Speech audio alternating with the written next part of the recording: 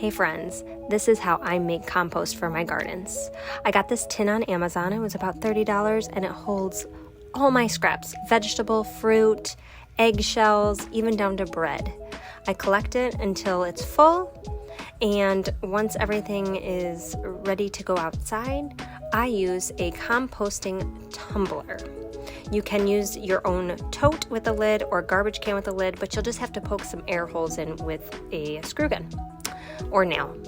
I came out to my tumbler, removed the lid, and poured all of my scraps inside. I put the lid back on and I give a good spin a few times around from my compost.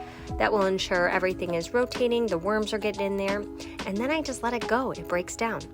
This is my second compost bin that has been breaking down for a much longer amount of time. As you can see here, there's dirt starting to form. There are some eggshells in there as I add them regularly, but it's really coming along together nicely. Typically, compost takes several months to break down, but sometimes I'm impatient, so I will just grab some for reference to show you.